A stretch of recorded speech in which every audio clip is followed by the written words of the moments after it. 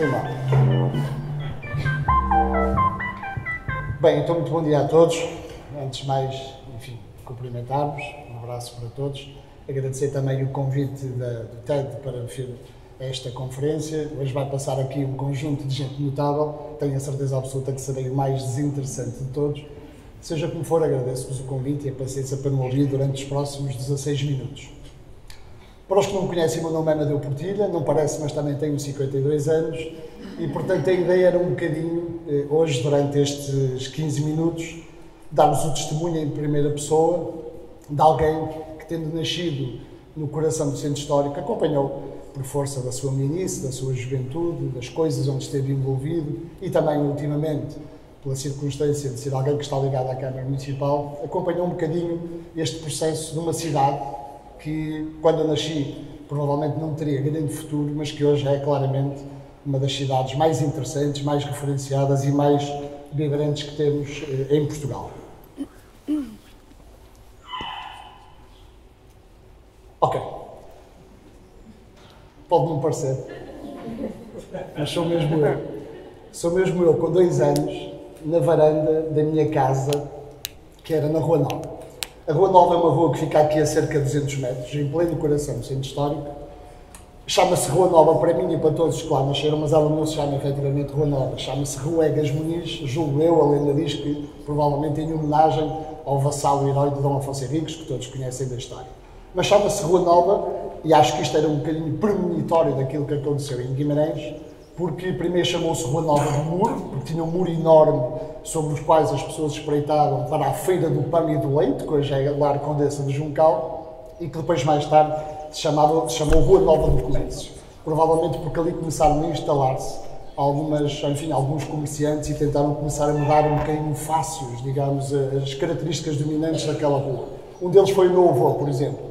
O meu bisavô foi um dos introdutores da indústria de cortumes em Guimarães e o meu avô foi o primeiro a instalar um armazém de pelaria no resto do chão da minha casa, que era o local onde eu adorava brincar. E falo-vos disto porquê? Há 50 anos ou há 52 anos, quando eu nasci naquela rua e onde passei a minha meninice e parte da minha juventude até aos 15 anos, se eventualmente nos dissessem, por brincadeira que fosse, que um dia mais tarde, hoje ou em 2001, Guimarães seria património cultural da humanidade, provavelmente a maior parte de nós rir-se-ia. Era impossível. Porque nós vivemos numa zona muito degradada da cidade, uma zona muito solidária, com gente boa, gente trabalhadora, mas uma zona muito degradada, um espaço quase goetizado da cidade de Guimarães, onde poucos, inclusive, ousavam entrar. Era uma zona onde viviam a maior parte das pessoas que trabalhavam na indústria de cortumes, que na altura já estava em profunda decadência. Muitas dessas pessoas começavam a trabalhar na indústria do calçado, que depois começou a ter, de facto, fábricas grandes em Guimarães. O meu pai, por exemplo, trabalhou 42 anos naquela que foi, em tempos, a maior fábrica de calçado em Portugal, o campeão português. E, portanto, era uma zona, de alguma forma, uma espécie de um buraco negro que havia na cidade de Guimarães. Com poucas infraestruturas, com pouca literacia, enfim, uma zona pobre, degradada, mas de gente muito solidária e gente muito interessante. E, portanto, não deixa de ser interessante que esse espaço, que de facto era um espaço degradado, um espaço deprimido, tenha tido a capacidade ao longo dos anos de se repensar, de se reinventar e de reconquistar aquilo que no fundo... É assim?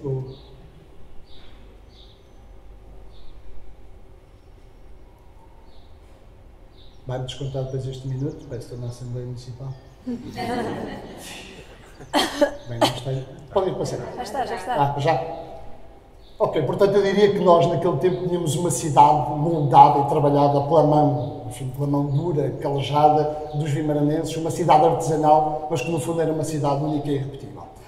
Aos 15 anos saí da Rua Nova e vou viver para a Rua Joaquim de Meira, que é uma rua ali perto do Castelo. É mais ou menos nessa altura, na década de 80, entre 82 e 85, que de facto Guimarães começa a transformar-se. E curiosamente, ontem à noite estava em casa a pensar naquilo que vos havia de dizer hoje.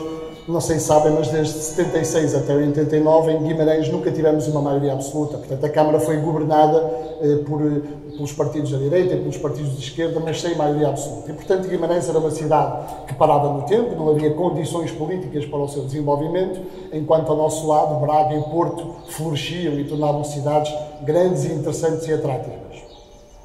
Em 85 dá-se uma circunstância muito curiosa. O PSD ganha em Guimarães, sem maioria, e de repente o Sr. António Xavier, que é uma pessoa adorável, que todos vocês conhecem, decide fazer aquilo que eu ontem estava em casa a pensar, foi a primeira geringonça que funcionou a sério no país.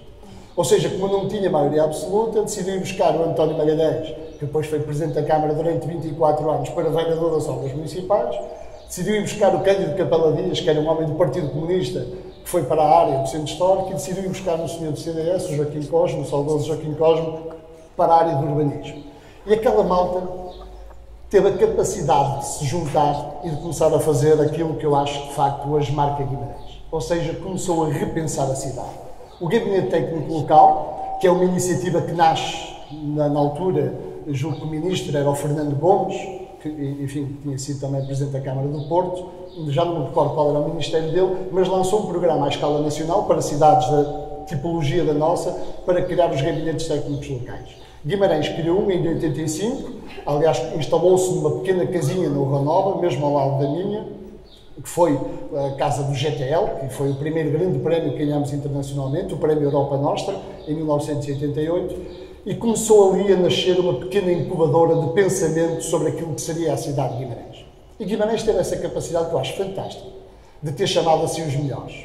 Na Câmara tínhamos alguns arquitetos, jovens arquitetos na altura, que estavam a começar, curiosamente nenhum deles de Guimarães, como era o caso de Alexandra Gesta e Miguel Frazão, que vinham do Porto e de Lisboa, mas começaram a trabalhar aqui em Guimarães, e chamámos para nós mestres, arquitetos, urbanistas de nome, como Nuno Portas, Cisa Vieira, Fernando Tábora, e começámos, de facto, a pensar como requalificar e como reconstruir Guimarães. E acho que a coisa mais interessante que aconteceu foi a capacidade que toda esta gente teve, depois veio robustecida pela força e pela determinação do poder político, de pensar que nós só tínhamos uma hipótese para nos diferenciarmos do Porto e de Braga.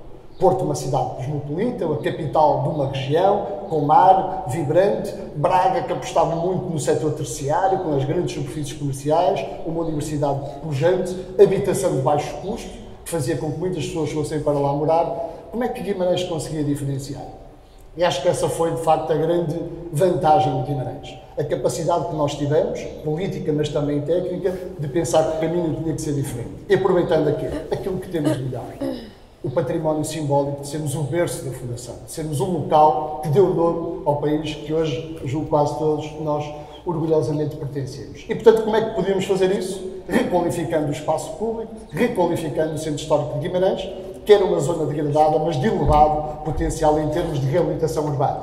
E, portanto, imagens como esta, que me eram tão familiares, como o Largo da Oliveira, ou este Instituto de Design onde nós estávamos, foram totalmente requalificadas. Ao mesmo tempo que requalificávamos o espaço público, e nisto aqui acho que Guimarães também é diferenciador, ou seja, o investimento público induziu e entusiasmou os privados a recuperarem também as suas habitações, e isso foi conseguido porque nós tivemos a capacidade também de devolver o espaço público às pessoas. Recordo-me bem desta imagem no Largo do Município, o Largo Conde José Maria Gomes, ou Praça Santiago, completamente cheio de carro, e nós em pouco tempo tivemos a capacidade de retirar os carros, de retirar a pressão sobre as principais praças e ruas do Centro Histórico, devolvendo o espaço público à fruição das pessoas. E hoje, como vocês sabem, à sexta à noite e ao sábado à noite, tudo isto é vibrante de gente e de entusiasmo. Uma outra coisa que também nos diferenciamos foi a capacidade que tivemos, e o Centro Histórico vocês conhecem, tem um conjunto de grandes edifícios, de palacetes, de palácios. De facto, o valor da aquisição seria sempre muito substancial para um privado, e a Câmara, juntamente com o poder, com a tutela, teve a capacidade de ir comparando estes grandes edifícios públicos, como é o caso da extensão do Museu Alberto Sampaio ou do Tribunal da Relação, colocando também dentro do Centro Histórico vida e serviços públicos. Para além disso tudo, e acho que essa é que é a matriz dominante da nossa cidade, é que tudo isto se faz com o envolvimento e a paixão dos guimarãeses. Eu, no passado fim de semana, às tantas com muitos vós, fui em excursão até ao Jamor e, independentemente do resultado, o que mais me marcou foi, de facto, esta paixão, este baiaquismo, este gosto, este entusiasmo que os vimaranenses têm por si próprios.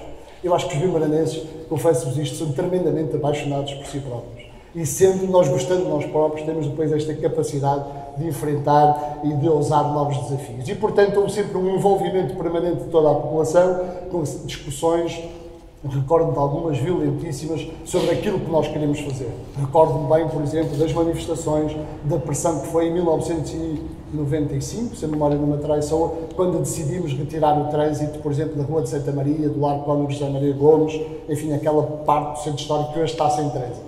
Mas envolvendo as pessoas, conversando com elas, explicando o que íamos fazer, acho que nós conseguimos envolvê-los e participar nisto.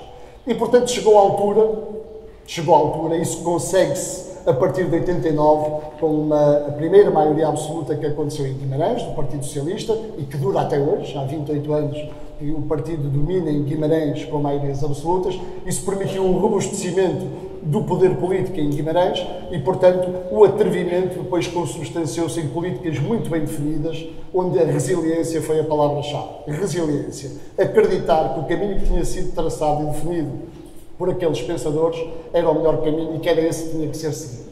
E, portanto, começámos a reinventar a cidade, não transformando tudo, não desfazendo e refazendo, mas utilizando a reabilitação daquilo que nos tinha sido deixado como princípio natural de intervenção. E, portanto, há aqui um conjunto de fotografias que demonstram inequivocamente que essa foi a nossa vontade.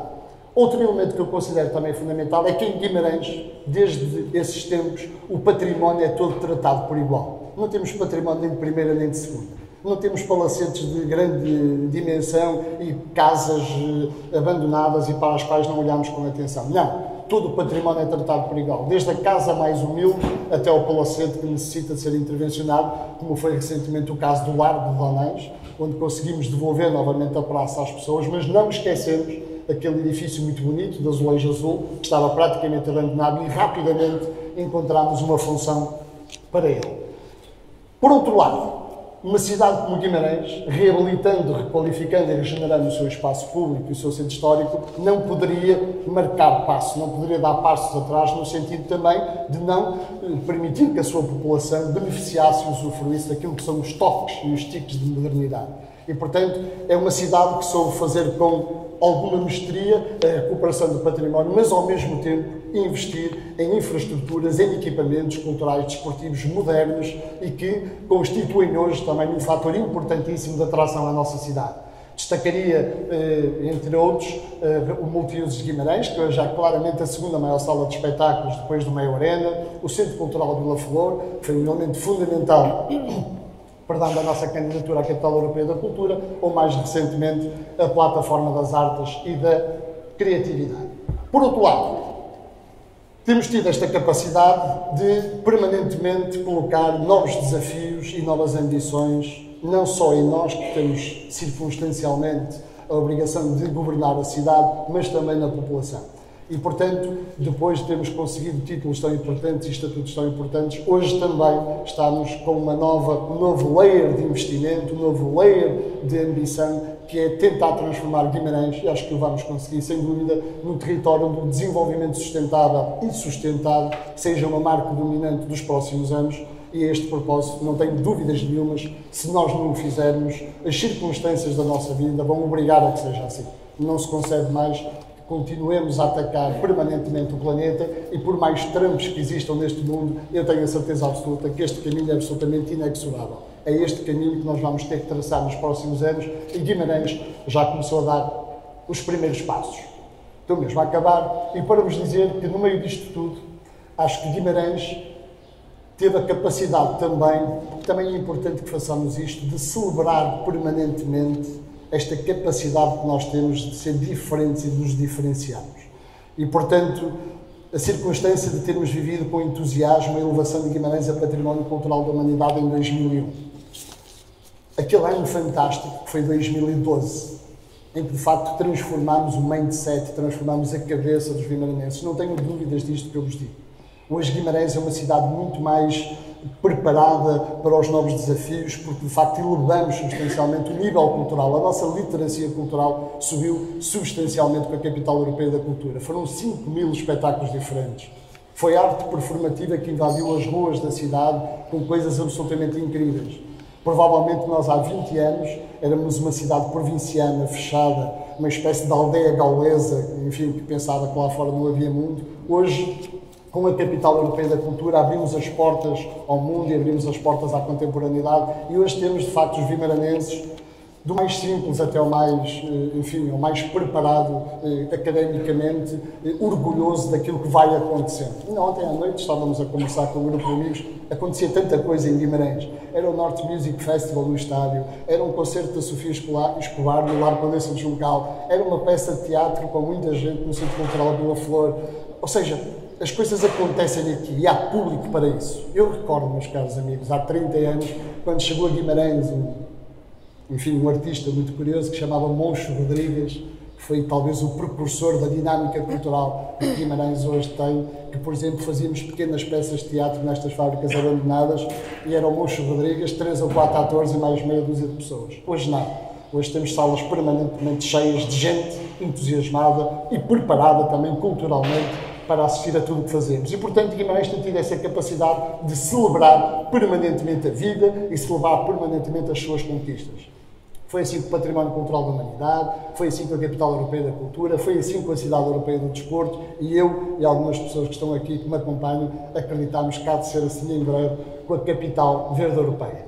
E, portanto, mesmo para acabar, só para vos dizer que, enquanto vimaranense, que nasceu num centro histórico, que hoje está um bocadinho longe da cidade porque mora em Pinheiro, mas que esta evolução de Guimarães num curto espaço de tempo, o que é que são 30 anos na nossa vida? Não é quase nada, provavelmente, mas em tão curto espaço de tempo conseguimos, através destas 3 palavras que eu considero chave, refazer, regenerar e acrescentar, conseguimos construir um pequeno naco de território que eu particularmente orgulho muito e que acho que hoje começa marcadamente a ser uma referência não só nacional, mas também internacional. E, portanto, meus caros amigos, 50 anos depois, aquele giraço de 2 anos que estava ali transformou-se nesta pessoa que tem a oportunidade e a sorte e o privilégio de ter sido convidado para abrir a conferência do TED em Guimarães. Muito obrigado.